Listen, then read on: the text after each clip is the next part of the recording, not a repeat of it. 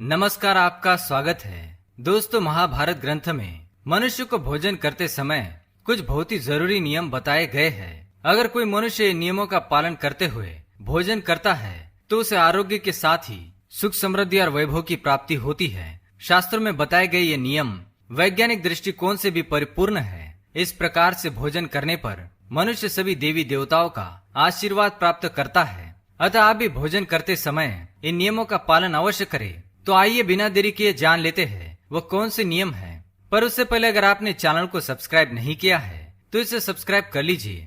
साथ ही वीडियो को एक लाइक करना ना भूले।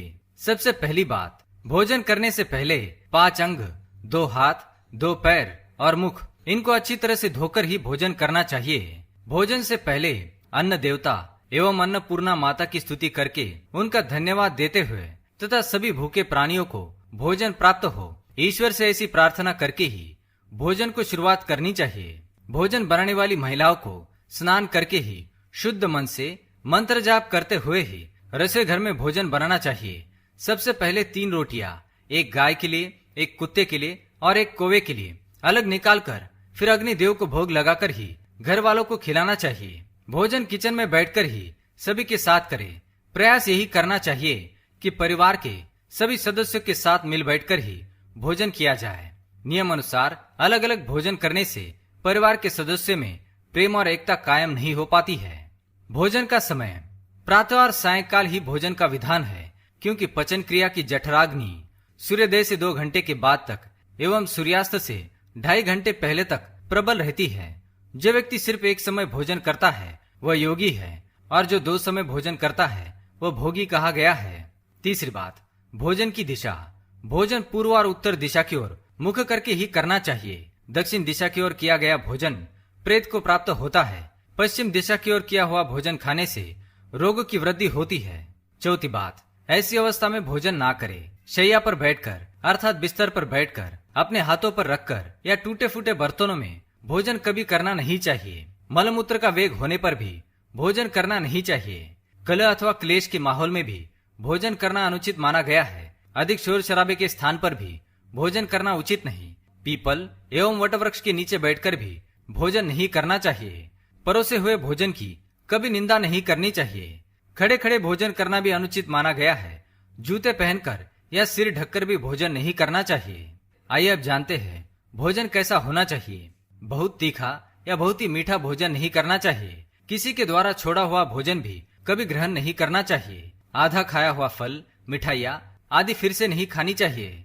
खाना छोड़कर उठ जाने पर दोबारा भोजन कभी करना नहीं चाहिए। जो कोई भी ढिंडोरा पीटकर खिला रहा हो वहां पर जाकर कभी भोजन नहीं करना चाहिए। पशु या कुत्ते के द्वारा छुआ हुआ भोजन कभी करना नहीं चाहिए। रजस वाला स्त्री के द्वारा परोसा गया भोजन भी करना अनुचित है। श्राद्ध का निकाला हुआ, बासी या मुंह से फूंक मारकर ठंडा किया गया भोजन भी करना अनुचित है। बाल गिरा हुआ भोजन भी ना करे। अनादर युक्त अवहेलना पूर्ण परोसा गया भोजन भी कभी ना करे। कंजूस के द्वारा वैश्या के हाथ का, शराब बेचने वाले का दिया भोजन भी और ब्याज का धंधा करने वाले व्यक्ति का भोजन भी कभी करना नहीं चाहिए। छठी बात, भोजन करते समय ध्यान रखे। भोजन के समय मौन रहे। रात्रि के समय भरपेट ना खाए। अगर भोजन करते समय बोलना आवश्यक है तो केवल सकारात्मक बातें ही करे। भोजन करते समय किसी भी प्रकार की समस्या पर चर्चा ना करे। भोजन को बहुत चबा चबा कर खाए।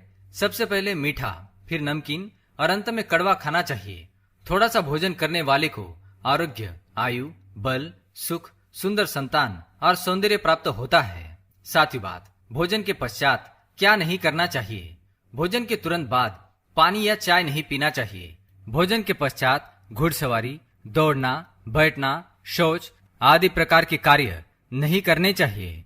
भोजन के बाद क्या करें। भोजन के पश्चात दिन में भोजन करने के पश्चात टहलना चाहिए और रात्रि के समय 100 कदम टहलकर बाईं करवट में लेटना अथवा वज्रासन में बैठने से भोजन का पचन अच्छे से होता है। भोजन के 1 घंटे के बाद मीठा दूध एवं फल खाने से भोजन का पचन अच्छी तरह से होता है।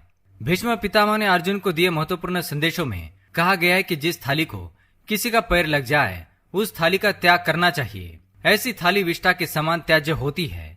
भीष्म पितामह कहते हैं कि भोजन के दौरान थाली में बाल आने पर उसे वहीं पर छोड़ देना चाहिए। बाल आने के बाद भी खाए जाने वाले भोजन से दरिद्रता का सामना करना पड़ सकता है। भोजन पूर्व जिस थाली को कोई लांग कर गया हो, ऐसे भोजन को भी कभी ग्रहण नहीं करना चाहिए। इसे कीचड़ के समान छोड़ देने वाला समझना चाहिए। भीष्म पितामह ने अर्जुन को बताया कि एक ही थाली में भाई भाई भोजन करे तो वह अमृत के समान हो जाती है। ऐसे भोजन से धन धान्य, स्वास्थ्य और लक्ष्मी की वृद्धि होती है। भीष्म पितामह के अनुसार पति पत्नी को एक ही थाली में भोजन करने को निषिद्ध माना गया है। भीष्म पितामह के अनुसार एक ही थाली में पति पत्नी भोजन करते हैं तो ऐसी थाली मादक पदार्थों से भरी मानी जाने वाली होती है। पत्नी को पति के भोजन के उपरांत ही भोजन करना चाहिए। इससे घर में सुख समृद्धि बढ़ती है। तो दोस्तों, ये थी वो महत्वपूर्ण बातें जो महाभारत में बताई गई है। अगर ये जानकारी आपको पसंद आई तो वीडियो को लाइक करें, कमेंट में जय मां अन्नपूर्णा अवश्य लिखें, साथ ही चैनल को सब्सक्राइब करें ताकि आप ऐसे आध्यात्मिक जानकारी वाले वीडियो देख सके। धन्यवाद।